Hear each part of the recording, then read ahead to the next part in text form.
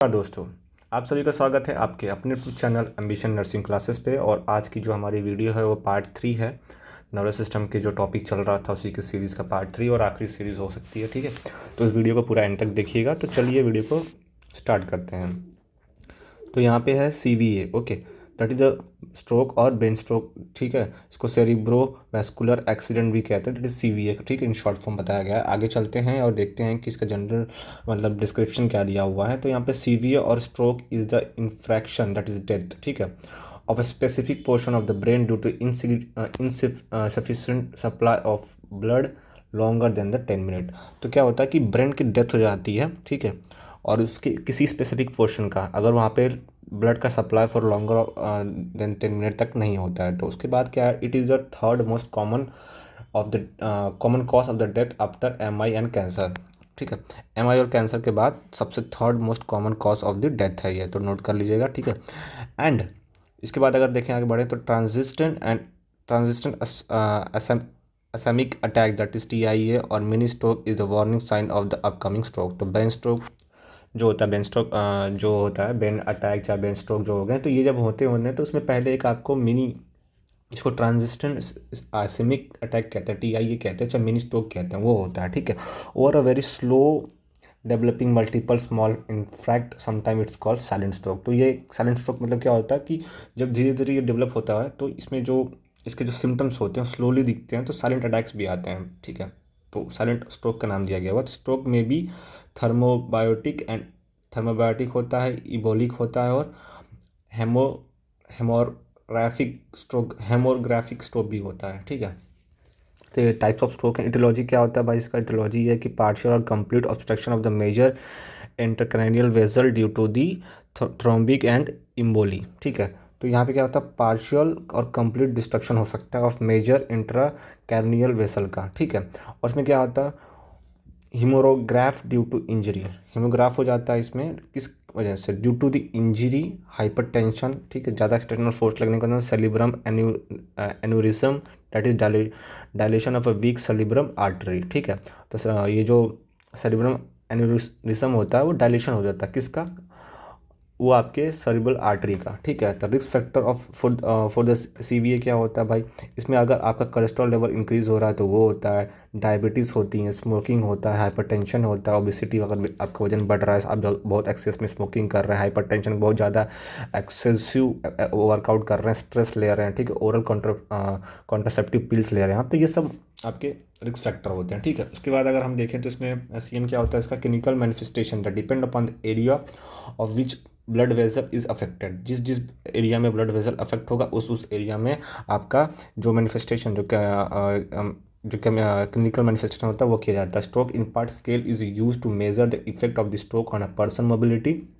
ठीक है, speech, social activity, manual dexterity, strength, emotion, memory and daily activity. तो अगर आपका स्ट्रोक का इम्पैक्ट चेक करना होता है तो ये कुछ ऐसे मतलब मेजर्स हैं, इफेक्ट्स हैं जो कि क्लिनिकल मैथोलॉजी में लिए जाते हैं। ठीक है, तो ये है आपका इन्फ्रैक्शन और in the right hemisphere result in a manifestation of the left side of the body that is Contrail lateral side. ठीक है, तो अगर आपका इसका इम्पैक्ट होता है तो वो आपके राइट हेमिस्फीयर में रिजल्ट करता है, जिसके वजह से मैनिफेस्टेशन आपकी बॉडी के लेफ्ट हैंड साइड में होता है। ठीक है, stroke respiration that is Cheyne. ठीक है, a breathing pattern marked as by a period of apnoea lasting for 10 to 60 second. मतलब एक चियाइन है जो कि एक स्ट्रोक रेस्पिरेशन का सिस्टम है जो क्लिनिकल मैनिफेस्टेशन में यूज़ किया जाता है, जिसमें कि आपकी ब्रीदिंग एक्सरसाइज को 10 to 60 सेकेंड तक चेक किया जाता है by gradually increasing the depth and frequency of respiration. तो मतलब कि आपकी रेस्पिरेशन की फ्लक्चुएशन, रेस्पिरेशन का फ्लक्चुएशन कराया जाता है in by the duration and the depth of the आपके रेस्पिरेशन का। एग्नोसिया जो होती है inability to interpret sensation hence recognize a familiar object और अ पर्सन। मतलब कि आपकी जो चीज़ों को अलग करने की कैपेसिटी होती है वो कम हो जाती है। ठीक है, ये होता है आपका। फिर आपका आ गया अप्राइजा। ठीक है, अप्राइजा क्या होता है भाई, inability to perform skill that is familiar movement. ठीक है, फेमिलियर मूवमेंट मतलब स्किल्ड एक्टिविटी आप नहीं कर पाते ऑन द कमांड। ठीक है, कोई आपको कुछ कह रहा है करने को तो आप नहीं कर पाएंगे, डिले करेंगे करने में उसको। ठीक है, उसके बाद even through the command is understood and there is the willingness to perform the movement. ठीक है, आपको बात समझ में आ गई, कमांड समझ में आ गया कि आप कोई चीज़ करनी है, लेकिन विलिंगनेस है आपको परफॉर्म करने के लिए, लेकिन आप कर नहीं पा रहे हैं, तो इस चीज़ को कहा जाता है एप्रेक्सिया। ठीक है, उसके बाद जो आपका डाइस डायस्पेरेसिया जो है it's a condition is mild. तो ये सॉरी जो डेफिनेशन था आपका थ्रू दी कमांड, अगर आपको समझ में आ रहा, विलनेस कर ले रहे हैं, परफॉर्म कर ले रहे हैं मूवमेंट्स को, तो उसे डायस्पेरिया कहा जाता है। ठीक है। हिमेनोस्पिया जो होता है ब्लाइंडनेस इन इन दी हाफ विजन फील्ड। अगर आपकी विजुअल फील्ड जैसे कि आपकी आधी देखने की क्षमता खत्म हो जाए तो समझ लीजिएगा कि आपको एक पर्टिकुलर सिम्टम है। ठीक है। एफाइजा। ठीक है। एफाइजा क्या होता है, इसमें क्या होता है कि एक्सेसिव एफाइज़ा मतलब दो टाइप के होते हैं आपके एफाइज़ा। एफाइज़ा आपके होते हैं एक्सप्रेसिव एफाइज़ा और एक रिसेप्टिव एफाइज़ा। ठीक है। तो एक्सप्रेसिव में क्या होता है, damage in the Broca area of the speech, that is आपकी ब्रोका एरिया डैमेज हो जाती है लेफ्ट फ्रंटल लोब में, इन विच क्लाइंट अंडरस्टैंड, समझता तो है बट अनएबल टू कम्युनिकेट। आप समझ पाएंगे लेकिन बोल नहीं पाएंगे थोड़ा। ठीक है। और जो आपका रिसेप्टिव पार्ट होता है, जो टाइप है आपका इसका, इसमें क्या होता है कि damage in Wernicke area in the temporal parietal area. ठीक है। इसमें जो आपका डैमेज हो जाता है और उसकी वजह से क्लाइंट को अंडरस्टैंड करने में और लिखने में दिक्कत होती है। तो ठीक है। निगलेंट सिंड्रोम क्या होता है भाई, कि इसमें जो क्लाइंट्स होते हैं unaware of the existence of which her his paralyse side unilateral neglect. इसमें यूनिलेटरल इग्नोरेट होता है, मतलब आपकी किस साइड में पैरालिसिस हो रहा है आपको नहीं समझ में आता। ठीक है। तो इसे कहते हैं, और कुछ ये सिम्टम्स हैं आपके। ठीक है। Bowel bladder dysfunction, hypertension, head attack, nausea, ये सब जो है आपके निगलेक्टेड सिम्टम्स हैं जो कि जनरली लोग निगलेक्ट कर देते हैं। तो इसको जब क्लिनिकल मैनिफेस्टेशन या क्लिनिकल ट्रायल्स किए जाते हैं, चेकअप किया जाता है, तो ये सब चीज़ों को ध्यान में रखा जाता है। Change in the level of the consciousness. ठीक है। ये सब कुछ चीज़ें। अब मैनेजमेंट कैसे किया जाता है, इसका मैनेजमेंट करने के लिए जो चीज़ें हैं कि आपको एडमिनिस्टर किया जाता है आपको थ्रोम्बोबायोटिक एजेंट्स के लिए, लाइक रिकॉम्बिनेंट टिश्यू प्लाज्मिनोजेन। ठीक है। एक्टिवेटेड, दैट इज़ RTP है। ठीक है। इफ दिस इज अगर आपकी is recognised in the first 90 to 180 minute, then intracerebral haemorrhage has been excluded with the urgent computed tomography, CT किया जाता है, मैग्नेटिक रेजोनेंस इमेजिंग किया जाता है। ठीक है। मैनेजमेंट के तरीके कुछ हैं। फिर suction fluid but never suction is a nasal. ठीक है। सक्शन फ्लूइड का यूज़ किया जाता है बट उसमें आपका नेजल का नहीं, but it longer for the longer not for longer than 10 second to prevent the increasing of ICP। Okay. इसमें क्या होता है कि जनरली आपका सक्शन फ्लूइड का प्रोसेस परफॉर्म किया जाता है बट नॉट द नेजल। ठीक है। But longer than the 10 second के लिए प्रिवेंट करने के लिए, ताकि आपकी इंक्रीजिंग IPC की को बचाया जा सके। Also administer anti coagulant, anti platelet, anti convulsant. ठीक है। Osmotic diuretic like mannitol. ठीक है। ये सब चीज़ें हैं जो कि एडमिनिस्टर की जाती है, मैनेज की जाती हैं, देखी जाती हैं। ब्लड प्रेशर को मेंटेन कराया जाता है। फिर position of the client on the lateral side with the head to bed elevated at the 30 to 45 degree पे। ठीक है। आपके हेड और बेड की जो पोजीशन होती है इस पर्टिकुलर एंगल पे, दैट इज 30 to 40 डिग्री के बीच में 45 डिग्री के बीच में मेंटेन की जाती है पोजीशन ऑफ द क्लाइंट। ठीक है। बेड की। ठीक है। Position the patient 2 hour on the unaffected area side और एरिया 20 मिनट अनअफेक्टेड, मतलब कि 2 घंटे जिस एरिया में आप अफेक्टेड नहीं हैं और फिर 2 घंटे आप जिस एरिया में अफेक्टेड है उस 20 मिनट जिसमें आप अफेक्टेड हैं उसमें करा जाता है प्रॉन पोजीशन में भी अल्सो यूज। ठीक है। ये कुछ तरीके हैं जैसे कि मैनेजमेंट किया जाता है ताकि आपकी बॉडी को धीरे धीरे नॉर्मल स्टेज में लाया जा सके। Monitor the patient reflex, that is the cranial nerve function and also the consciousness level. आपकी फ्लेक्सेस को चेक किया जाता है कि किस तरफ रिस्पॉन्ड कर रहे हैं, कितना आप समझ पा रहे हैं चीज़ों को। ठीक है। Provide minimum handling of the patient to prevent the further bleeding. फिर मिनिमम हैंडलिंग की जाती है पेशेंट की, ताकि बहुत कम से कम एक्टिविटी आपसे कराई जाती है बट उसको चीज़ों को ध्यान में रखते हो कि आपको कोई भी ब्लीडिंग ना हो। Perform passive range of motion exercise to prevent contracture. आपकी जितनी भी पैसिव रेंज ऑफ मोशंस होते हैं उसको अवॉइड कराई जाती है, टू परफॉर्म कराई जाती हैं ताकि आपकी जो कॉन्ट्रैक्चुअल है उसको प्रिवेंट किया जा सके। Place food in back to mouth. ठीक है। Back to mouth on the unaffected area to prevent the trapping of the food in the affected चिक।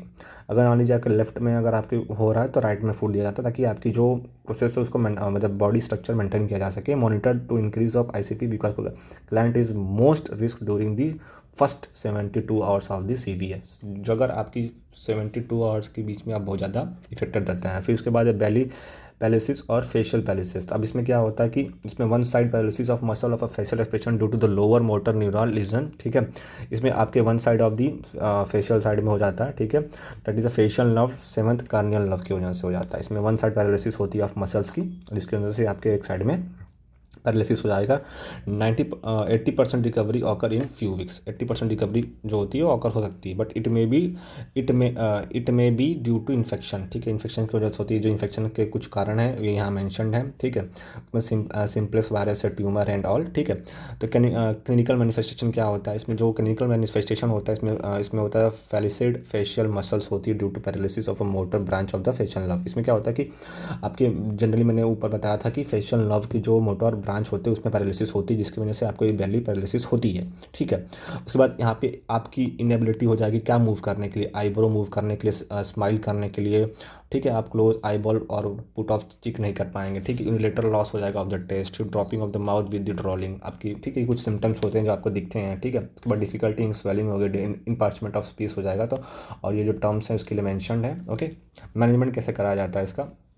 तो मैनेजमेंट इसका है कि आपका एडमिनिस्ट्रेशन करेंगे कॉर्टिकोस्टेरॉइड्स स्पेशली पेरिडोसोन। ठीक है, तो इस पर्टिकुलर कंटेंट को मॉनिटर किया जाता है। ठीक है, दैट इज प्रीडेनोसोन। ठीक है, encourage the facial expression to prevent the loss of the muscle. आपके फेशियल एक्सप्रेशन एक्सरसाइज कराई जाती है ताकि आपकी जो वहाँ पे मसल टोन लॉस ना हो। ठीक है, उसके बाद क्या होता है जो थर्ड स्टेज तरीका है दैट इज़ कि आपके protect the I from dryness by the installation और आर्टिफिशियल टीयर। अगर मान लीजिए जिसमें मिथाइल सेलुलोज का यूज़ किया जाता है कि आपका आर्टिफिशियल टीयर मतलब आपके आंसू निकलवाए जाते हैं, दैट इज आर्टिफिशियल वाटर। ठीक, नेचर के द्वारा। ठीक है, इसमें क्या है, instruct the client to chew on the unaffected area, और आपको ये बताया जाता है कि जिस एरिया में आप अफेक्टेड नहीं हैं वहाँ पे आप खाना खाएं। ओके, ये था इसमें। ठीक है, अब हमारा जो नेक्स्ट इसमें नर्वस सिस्टम की पार्ट है, डिसीज़ जो आती है वो है आपकी ट्राइजेनी ट्राइजेनियल न्यूरेलागिलिया। ठीक है, न्यूरल गिया। तो इसमें क्या होता है कि इसमें डिसऑर्डर हो जाता है ऑफ द सेंसरी और the afferent branch that is fifth corneal nerve की। ठीक है, उसके बाद इसमें क्लिनिकल मैनिफेस्टेशन कैसे किया जाता है? तो इसमें आपके क्या करते हैं, सर्व रिकरेंट साफ फेशियल पेन होती है। ठीक है, बर्निंग और knife like pain on the lip होती है, गम्स होती है, नोज होती है, अक्रॉस द चिक होती हैं। तो ये कुछ सिम्टम्स होते हैं। ठीक है, pain not relieved by the analgesic. ठीक है, cold washing the face and chewing increases the pain. ठीक है, तो ये सब चीज़ें होती हैं। उसके बाद मैनेजमेंट कैसे करते हैं? इसका मैनेजमेंट होता है इसका एडमिनिस्टर द एंटी कॉन्सुलेंट लाइक कैरबेजापाइन। अब ठीक है, ये कुछ एडमिनिस्टर करने के लिए जो प्रोसेस है, चाहे मेडिकेशन है, यूज़ किए जाते हैं। फिर उसके बाद आपका फिनोटॉइन हुई होता है to decrease the trigeminal nerve कैपेस एक्टिविटी। फिर एंटी कॉन्सुलेंट का यूज़ किया जाता है। फर्स्ट लाइन थेरेपी होती है, मतलब पहले यही चीज़ की जाएगी। ठीक है, nerve blocking with the local anaesthesia, जिस भी एरिया में हो रहा है उसके वहाँ की लोकल नर्व ब्लॉकिंग की जाती है। ठीक है, उसके बाद आपका आता है गुलेनियन बैरर सिंड्रोम। ठीक है, उसके बाद इसमें क्या होता है भाई, अब इसमें ये होता है जिसको हम लोग शॉर्ट फॉर्म में कहते हैं GBS। ठीक है, अब इसमें ये होता है कि acute auto immune progressive poly polyneuritis that causes destruction of myelin sheath. यहाँ पे क्या होता है ना कि भाई आपके जो डिस्ट्रक्शन हो जाएगा किसका, मिसाइलिन शीट का of axon of the peripheral nervous system. ठीक है, और इसमें ये भी होगा कि over reaction of immune system. ठीक है, after an infection cause destruction of the myelin sheath. Over reaction अगर आपकी हो जाती है इम्यून सिस्टम की, तो उसके बाद ही आपकी ये मिसाइलिन सीट की डेथ होती है। ठीक है, after elimination of the poliomyelitis, तो GBA become the most common cause of the acute generalise weakness paralysis. ठीक है, तो इसका सबसे मोस्ट कॉमन कॉज यही होता है कि अगर आपकी जो मिसाइलिन सीट अगर डेथ कर जा रही है तो फिर वहाँ पे एलिमिनेशन हो जाएगा किस चीज़ का, पोलियोमाइलिटिस का। तो उसके बाद अगर जनरलाइज वीकनेस होगी आपके नर्व्स में से तो वहाँ पे पैरालिसिस का चांस बढ़ जाता है। The most patient recover completely, बहुत सारे पेशेंट कम्प्लीटली रिकवर कर सकते हैं, बट 95% पैरालिसिस रिमेन कर जाता है। इटियोलॉजी क्या होती है इसकी? इटियोलॉजी है कि it may be due to the immediate immunological reaction against the peripheral nerve. ठीक है, कि इसमें क्या होता है कि इट मे बी किस वजह से, due to the immediate immunological reaction, जैसे बताया पेरिफेरल नर्व के सिस्टम दैट इज PNS के ऊपर। ठीक है, usually proceed by the mild upper respiratory infection. ठीक है, माइल्ड आपके रेस्पिरेटरी प्रॉब्लम होगी। फिर 90% केसेस में क्या होता है कि gastro enteritis by the Campylobacter jejuni proceed to the GBS। ये जो 90% केसेस में ये पर्टिकुलर रिस्पॉन्डेबल होता है, ठीक है। फिर क्लिनिकल मैनिफेस्टेशन क्या होता है कि इसमें असेंडिंग वीकनेस होती है, मतलब ये होता है कि आपकी जो मेजर मोटर फंक्शंस होते हैं वो कम हो जाते हैं, जिसकी वजह से आपकी बॉडी का मूवमेंट जो होता है वो कम हो जाता है, ठीक है। फिर पैरेस्थीसिया हो जाता है, ठीक है। फिर ब्रीथिंग डिफ़िकल्टी होती है, फिर ठीक है आपको कार्डियो डायस्थीमिया हो जाता है, फिर एरियोफ्लेक्सिया हो जाता है, फिर टोनिया हो जाता है। तो ये कुछ क्लिनिकल मैनिफेस्टेशन है जो कि क्लिनिकल ट्रायल्स में, चाहे आपके जब आपको डायग्नोसिस करने के पहले ये सब चीज़ें सिम्टम्स के तरीके पर देखी जाती हैं। फिर डायग्नोसिस कैसे करते हैं, डायग्नोसिस कैसे किया जाता है, तो डायग्नोसिस इसके हैं कि ये है आपका, इसको देख लीजिए, मोटर एंड सोमेटोसेंसरी हैं, ये मेंशन है यहाँ पे, ठीक है, ये डायग्राम उसका। और यहाँ पे ईईजी रिदम्स, ठीक है, ये जब आपकी हार्ट की वो चेक की जाती हैं तो वो यही है, ठीक है। अब इसमें क्या होता है, increase of the protein of into C F up to 700 mg per dial after 10 to 15 day, तो ये इंक्रीज शो करता है, ठीक है। एब नॉर्मल ईईजी हो जाती है, दैट इलेक्ट्रो इन्फ्लोग्राम, ठीक है, ये एक पर्टिकुलर जो आपकी हार्ट की जो निकाली जाती है रीडिंग वो होती है, ठीक है। उसके बाद ग्राफिक रिकॉर्डिंग होती है इसमें किस चीज़ की, of the electrical activity of the superficial layer of the cerebrum cortex, that is called EEG, ठीक है। तो ये ईईजी क्या होती है कि आपके रिकॉर्डिंग, ग्राफिकल रिकॉर्डिंग होती है इलेक्ट्रिकल एक्टिविटी की, किस चीज़ की, of the superficial layer of the cerebrum cortex का, ठीक है। EEG contain 4 type of brain wave called alpha, beta, theta and delta, तो ये 4 टाइप के वेव्स को कंसिडर करती है, that is mention over here. फिर EEG is useful studying the normal brain function, कि आप क्या आपकी बॉडी नॉर्मल फंक्शन कर रही है कि नहीं, तो इस पर्टिकुलर चीज़ को यूज़ किया जाता है, that is EEG. EEG very helpful होता है किस चीज़ में, स्टडी करने के लिए convulsive disorder and in localising the lesions in the cerebrum, lesions को आइडेंटिफाई करने में हेल्प करता है, काफ़ी कुछ चीज़ें से की जा सकती हैं हेल्प में, ठीक है। फिर मैनेजमेंट कैसे किया जाता है, इसका मैनेजमेंट कैसे किया जाता है भाई, इसको मैनेजमेंट करने के लिए मॉनिटर करते हैं respiratory and cardio status carefully की जाती है, रेस्पिरेटरी और कार्डियो की हम स्टेटस चेक करते रहते हैं। फिर इसमें आ जाता है plasma pheresis, that is plasma exchange therapy, ठीक है, and uses the intravenous immune globin, that is IVIG, that is most beneficial in the treating the patient with the rapid progressive paralysis, ठीक है। तो इस पर्टिकुलर थेरेपी को use किया जाता है, ठीक है। Plasmapheresis usually use to treat an immunological mediated illness such a panic purpura, and that is myasthenia gravis, and that is GBS syndrome, okay. So this all, ये सब चीज़ें थी आपकी इस पर्टिकुलर टॉपिक के बारे में जो कि था GBS, ठीक है। तो अब आगे है आपका नेक्स्ट टॉपिक मीनिंगिटिस, ठीक है। तो इसमें अगर हम आप देखें तो इसमें क्या होता है कि आपका इन्फ्लेमेशन हो जाता है ऑफ मीनिंगिस, ठीक है, that is arachnoid and pia mater of the brain and spinal cord, तो ये जो मैटर होते हैं इनकी जो इन्फ्लेमेशन, मतलब इनके ऊपर स्वेलिंग हो जाना, infection also spread to the ventricles, ठीक है। एटियोलॉजी क्या कैसे होती है इसकी, इसका हम जनरली चेक करते हैं कि transmission occur by direct contact including the droplet of spreading infection meningitis by the bacteria, virus, fungus and protozoa, इसके जनरल जो हैं मीनिंग इसके इन्फेक्शन कॉज करने के जो ऑर्गेनिज्म है, organism enter into the CNS through the upper respiratory tract, ठीक है, अपर रेस्पिरेटरी के थ्रू एंटर कर जाएंगे आपके सेंट्रल नर्वस सिस्टम में of the blood stream. Based on the causative agent it is divided into following type, that is around 3 types, that is septic, tuberculous and aseptic. तो इसमें क्या होता है कि जो आपका सेप्टिक होता है बैक्टीरियल, ये बैक्टीरियल होता है, ठीक है। Most common bacteria are streptococcus, pneumonia, फिर नेरेसिया, ठीक है, ये सब कुछ हैं जो कि कॉमन है, ठीक है। बर्थ टू 12 मंथ, ठीक है, बर्थ टू 2 मंथ तक होता है ये, और इकोला जो कि सबसे कॉमन कॉजिंग एजेंट है इस चीज़ का। फिर आपका टर्बोकुलस और वैसिली मेनिंगिटिस, TBM, इसमें क्या होता है कि it is cause by the tubercle bacilli acid fast bacilli, acid fast bacteria के टाइप्स होते हैं, जिसको हम जो TB भी कॉज करता है, माइकोबैक्टीरियम, ठीक है। Cause most at the age of the 6 to 12 month, ठीक है, 6 से 12 साल की एज में होता है ये। Aseptic viral meningitis, that is viral meningitis called aseptic meningitis, ठीक है। Most common virus are mumps, ठीक है, एंट्रो वायरस, ठीक है, एबो वायरस, ठीक है, कुछ HIV हैं, हेपरस सिम्प्लेक्स है, ये कुछ कॉमन वायरसेस जिसके वजह से होता है। Most common but less serious symptoms are similar to the common flu के जैसा इनका सिम्टम्स होता है, बट उनका जो सिम्टम्स ऑफ इम्पैक्ट होता है वो अलग होता है, ठीक है।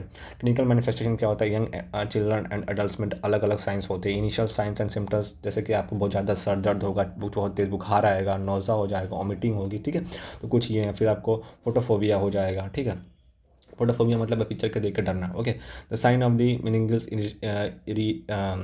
इरिटेशन, तो इसमें क्या होता है कि नोचल रिजिडिटी, नेक स्टिफनेस हो जाती है, आपकी नेक को मूव करने में बहुत दिक्कत होती है। पॉजिटिव कैर्निंग एंड ब्यूरोडोजिंग साइंस हो जाती हैं। ठीक है, ये कुछ साइंस हैं। तो अब इसमें इसको देखते हैं कि साइंस होती क्या है। तो कर्निंग साइन क्या होती है कि make 90 degree angle between abdomen and thighs and between the thigh and knee in the spine position, then extending the leg upward, it may cause pain in the palm and hamstring। तो ये देखिए, ये आपकी sign है। अगर ऐसे आप structure बनाते हैं तो आपको यहाँ पे पेन होगा। तो अगर ये पेन हो रहा है तो आपको ये पर्टिकुलर डिसीज़ हो रही है। और फिर ब्यूरोडिंग की जो होती है उसमें क्या होता है कि अगर आपको ऐसे स्ट्रेट, यहाँ पे देखिए, flexion of the hip ankle and knee when the neck is flexed from the spinal position, अगर आप ऐसे लेटे हैं इस पर्टिकुलर डायरेक्शन में आपके नी करके, तो अगर आप इसे मूव कर रहे हैं और यहाँ पे अगर आपको पेन हो रहा है तो ये पर्टिकुलर साइन को माना जाता है। रेड मैकुलर रैशेस इन दी मिनोकोलियल मिंगेंटिस ओनली, एब्डोमिनल चेस्ट पेन होगा आपको। ठीक है, पेट दर्द, चेस्ट पेन, ठीक है, कुछ है। फिर सीजर ऑफ द 1/3 केसेस ठीक होने के चांसेस होते हैं। इन्फेंट एंड न्यूनेंट, ठीक है, इसमें क्या होता है कि bulging anterior frontal refuse to suck, vomiting and vacant stare. ठीक है, इसमें हो जाता है आपका, ठीक है, बल्गिंग हो जाएगी, अब एंटीरियर फ्रंटल हो जाएगा, रिफ्यूज टू सक होगा, इसमें वोमिटिंग होगी, वैकेंट स्टेयर हो जाएंगे आपको कि आप खाली चीज़ें देखना पसंद नहीं करेंगे, उल्टियाँ होंगी आपको, नेक रिजिडिटी हो जाएगी। फिर ठीक है, फिर आप बहुत ज़्यादा इरिटेशन करेंगे, या फिर पुअर फीडिंग हो जाएगी, खाने की क्षमता कम हो जाएगी, हाई पिच कराया हो जाएगा, बहुत ज़ोर ज़ोर से रोएंगे आप। तो कुछ ये नॉर्मल आपके जो इसमें आपके क्लिनिकल मैनिफेस्टेशन थे। अब इसके बाद डायग्नोसिस कैसा होता है, lumbar puncture for CF examination, lumbar puncture check किया जाता है। इसमें gram stain to identify the organism की 70 to 80% कैन बी डायग्नोज। ठीक है, तो डायग्नोज कर सकते हैं। बैक्टीरियल मैग्नेटिस में क्या होता है कि आपको कलर ऑफ CF देखा जाता है, CF प्रेशर देखा जाता है, CF प्रोटीन देखा जाता है, CF ग्लूकोज और CF WBC देखा जाता है। तो इसमें पूरे काउंट्स देखे जाते हैं, और जो नॉर्मल रेंज है वो यहाँ मैंशनड है फॉर ईच कैटेगरी, और इसी के बीच में वेरी करते हैं। ठीक है, अगर इससे कम ज़्यादा होते हैं तो फिर आपको ये पर्टिकुलर डिसीज़ हो सकता है। तो मैनेजमेंट कैसे करते हैं इसका, मैनेजमेंट जो इसका होता है, viral meningitis is the self limiting but the bacterial meningitis is a medical emergency. तो अगर आपको ये हो रहा है तो viral is a self limiting but bacterial meningitis is medical.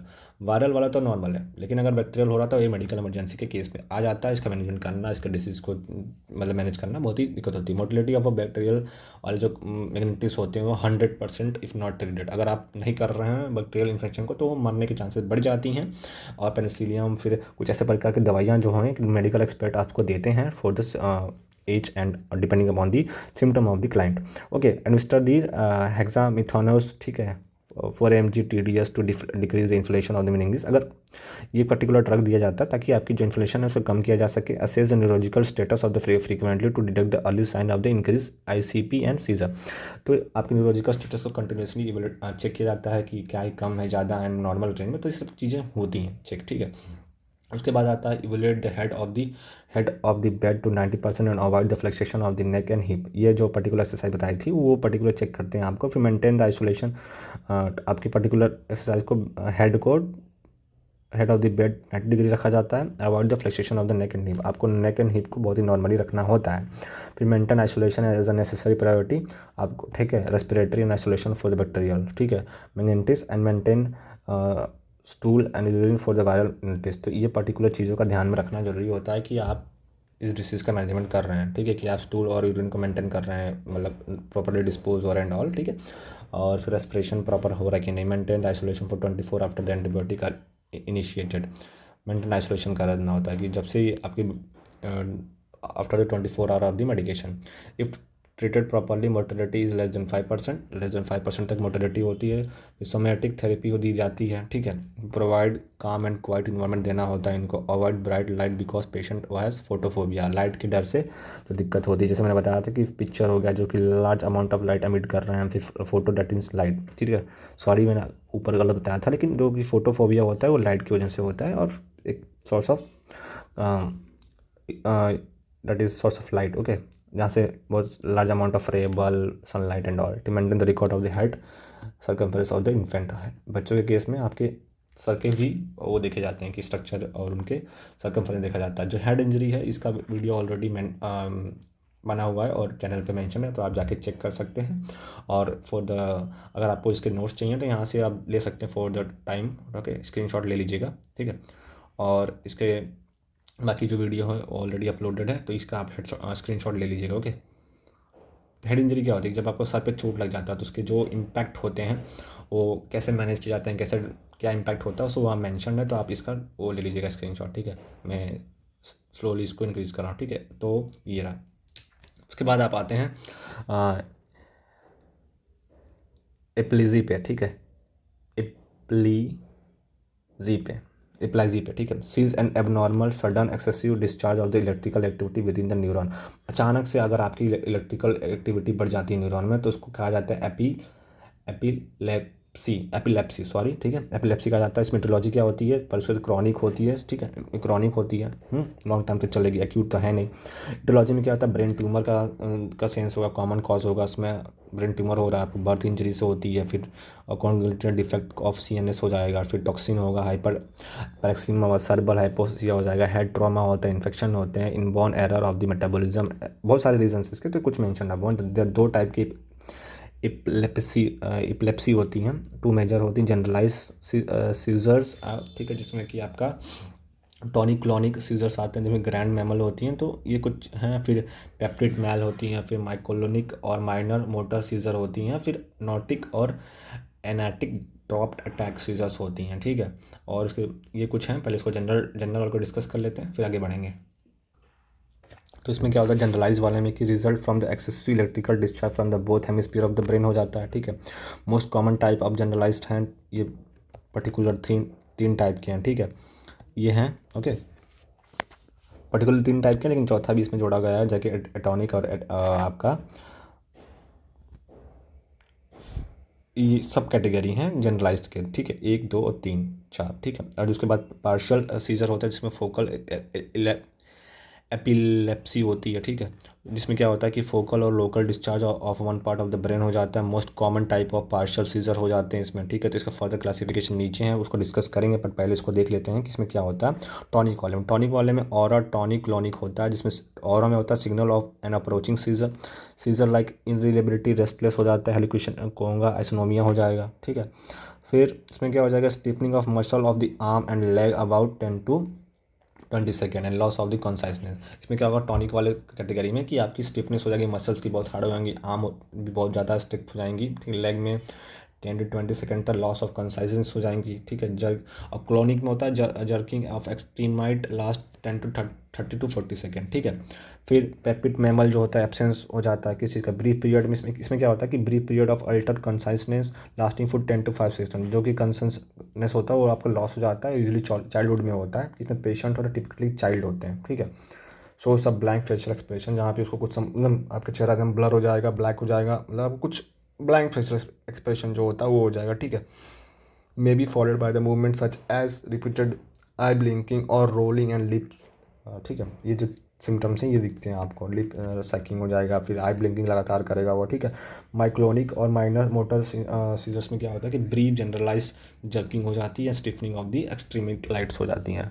ठीक है, उसके बाद हम चलते हैं आगे, देखते हैं कि क्या होता है टॉनिक वाले में सडन मूवमेंट और लॉस ऑफ मसल टोन की सडन मूवमेंट हो जाएगी, विक्टिम फॉल में फॉल गिर सकता है। ठीक है, अब इसमें पार्शियल वाले में हमने जनरल बता दिया था, लेकिन अगर हम देखते हैं कि इसमें सिंपल पार्शियल क्या होता है कि when patient remain awaken during the seizure explore the seizure is said to be simple partial, जिसमें वो इन मतलब होश में हो। ठीक है, फिर Jacksonian seizure sometime called as march seizure are type of simple partial seizure, तो इस कैटेगरी को भी सिंपल सीजर में रखा गया है। The classic March begin in the thumb से शुरू होता है भाई क्लासिक मार्च। ठीक है, and progress up to the arm, thumb से शुरू होकर आपके आर्म तक जाने का इसकी कैपेसिटी होती है। द कॉम्प्लेक्स पार्शियल और फाइकोमोटर सीजर जो होते हैं वो क्या होते हैं? Most common involve in the temporal lobe में होता है, टेम्पोरल लोब में कॉमनली इन्वॉल्व होता है। The characterize by the period of alter behaviour about which the client is unaware, इसमें क्लाइंट का अवेयरनेस नहीं होती कि कहाँ पे ये जो बिहेवियर हो रहा है एक्टिविटी लाइक लिप सेकिंग, उसको नहीं मालूम चलेगा, but with the increase in time वो चीज़ें दिखने लगेंगी। Chewing of the cloth, picking of the cloth. ठीक है, च्यूइंग हो जाएगा, वो कपड़े उठा के खाना एंड ऑल, ये जो कुछ कॉमन एबनॉर्मलिटीज़ दिखती हैं उसमें। ठीक है, कॉम्प्लिकेशन क्या हो जाएगा? स्टेटस एपिलेप्टिस हो जाएगा। ठीक है, अब इसमें क्या होता है भाई कि ये continuous seizure activity without a pause, कोई भी काम बिना रुके वो करते रहेगा, तो ये कॉम्प्लिकेशन दिखाता है। ठीक है, it avoid to back seizure without lucid interval without brief emission of the symptom और any leisure lasting for the 5 to 10 minute. मतलब वो बैक टू बैक जो भी एक्टिविटी करेगा और उसको 5 to 10 मिनट तक करता रहेगा, उसको कुछ समझ में भी नहीं आता है, ठीक है। और एडमिनिस्टर्ड सिडेटिव लाइक डाइजेपम, ठीक है, ये होते हैं, ठीक है। फिर डायग्नोसिस कैसा होता है, एबनॉर्मल इलेक्ट्रॉनिक डेफ्लोग्राम हो जाता है, जैसे कि EEG जो कि अपर वाले कैटेगरी में बताया था, सेम तरीके से इसमें भी यहाँ पर किया जाता है। EEG लिया जाता है, इलेक्ट्रिकल एक्टिविटीज़ रिकॉर्ड की जाती हैं, चेक की जाती है। मैनेजमेंट क्या है इसका, मैनेजमेंट इसका है कि protect the patient from injury, patient को इंजरी से बचाया जाता है, ठीक है। अगर पेशेंट खड़ा है तो फ्लोर पे गिरने से उसको अवॉइड करा जाता है, ठीक है। Maintain a patient airway and do not force jaw to open, उसकी जॉ के ओपनिंग को अवॉइड कराया जाता है। फिर administer 4 anti coagulant anti seizure medication दी जाती है उसको। It act like stabilising the nerve cell membrane, ठीक है। और फिर इसमें एग्जांपल्स कुछ दिए हुए हैं, दैट इज़ वल्पोरिक, ठीक है, valproic acid and all, okay. Common side effect are gingival hyperplasia, ठीक है, ब्लड विजन हो जाएंगे, ठीक है, लो ब्लड प्लेटलेट काउंट्स और लो प्लेटलेट्स हो जाएंगे, आपके WBC कम हो जाएंगे, ठीक है। फिर carefully observe the record and detail of even during the scissor, फिर आपको जो भी डिटेल्स है उसको केयरफुली ऑब्जर्व और रिकॉर्ड करना होगा, ठीक है। और आपको जो भी कुछ पील्स होती हैं उनकी जो कितना ज़्यादा अमाउंट में दिया जा रहा है उस सब चीज़ों को नोट करना होता है। Suction fluid of airway clearance होना चाहिए आपका, ठीक है। और फिर remain the patient and do not restrain, ठीक है, आपको पेशेंट के साथ रहना होता है और डू नॉट उनको रिस्ट्रेन नहीं करता। Instruct the client about the importance of the life long medicine, आपको उनके मेडिकेशन हमेशा टाइम पे देना होता है ताकि वो, और उनके महत्व समझाना होता है, ठीक है। और जो नेक्स्ट टॉपिक है इसमें इंसेफ्लाइटिस है, ठीक है। तो इसमें क्या होता है कि inflammation of the white and grey matter of the brain हो जाता है, ठीक है, जो कि अपर ब्रेन के स्ट्रक्चर में हमने जब डिस्कस किया था तो उसका इन्फ्लेमेशन हो जाता है। Mainly affect cerebrum, brain stem and cerebellum, ठीक है, जो अफेक्टेड एरिया है। इसमें इटियोलॉजी क्या होती है, aetiology infection by the virus होता है, मोस्ट कॉमन कॉज होता है बैक्टीरिया से भी होता है, फंगी से भी होता है, पैरासाइट से भी होता है। मॉस्किटो बॉर्न इनक्वेन एब्रॉन, in some of the cases tick borne viruses and most common cause of the particular disease, ठीक है। फिर इसमें जो क्लिनिकल मैनिफेस्टेशन कहता है, सडन ऑनसेट ऑफ फीवर, बहुत अचानक से बुखार आना, हेडेक होना, वोमिटिंग होना, कुछ फर्स्ट सिम्टम होते हैं। फिर नक्चल रिजिडिटी हो जाती है। फिर चेंज ऑफ दी आपकी जो कंसाइंसिस लेवल हो जाती है, मेंटल स्टेटस होता है वो भी वेरी करने लगता है। Science of increase of ICP हो जाता है। फिर डायग्नोसिस कैसे करना होता है बाई इस पर्टिकुलर डिसीज़ का, तो diagnosis is based on the clinical on the clinical presentation, culture and examination of the blood का, सेरिब्रल स्पाइनल फ्लूइड का, और CT स्कैन कहा जाता है किस चीज़ का, कंप्यूटराइज टोमोग्राफी करा जाएगा। फिर या तो MRI कराने के बाद ही आपकी जो भी क्लिनिकल या मैनेजमेंट की एक्टिविटीज़ या मेडिकेशन परफॉर्म किया जाता है। तो इसमें मैनेजमेंट क्या होता है, मैनेजमेंट होता है कि टू असेस, ठीक है, क्या करना होता है, assess level of consciousness by using Glasgow coma scale, ये GCS को यूज़ किया जाता है यहाँ पे, ठीक है, ठीक है, कि कंसाइंसिस लेवल क्या आपकी मतलब सोचने की क्षमता, एक्टिविटी रिस्पॉन्ड करने की, जो भी क्या है उस पर्टिकुलर टाइम पर वो एडमिनिस्टर किया जाता है। फिर यहाँ पे आपको जो बेड होता है उसको 30 डिग्री to 40 डिग्री पे उठा के रखा जाता है। Control the increase and intracranial pressure, that is ICP, by using osmotic diuretic and corticosteroids को यूज़ करा जाता है, ठीक है, मैनेजमेंट है। तो ये पूरा वीडियो जो नर्व के ऊपर था, नर्वस सिस्टम के ऊपर, वो अभी ख़त्म होता है। तो पार्ट 1, ठीक है, पार्ट 2 और पार्ट 3, और एक जो डिसीज़ थी हेड इंजरी, वो मैंने एक अलग से लेक्चर में लिया हुआ है, तो वो इस चैनल पे ऑलरेडी अपलोडेड है हमारे, ठीक है। हेड इंजरी के नाम से होगा, आप उसको देख लीजिएगा, ठीक है, इसको देख लीजिएगा। तो ये पूरा आपका टॉपिक कवर हो गया नर्वस सिस्टम का, ठीक है। ये ख़त्म होता है अब यहाँ पे, ठीक है। सॉरी, पेन नहीं चल रही, ठीक है, बट टॉपिक खत्म होता है हमारे नर्वस सिस्टम का। So thank you for watching the video, do subscribe our channel and drop the comment any suggestion required for this particular video. Thank you so much for watching our video.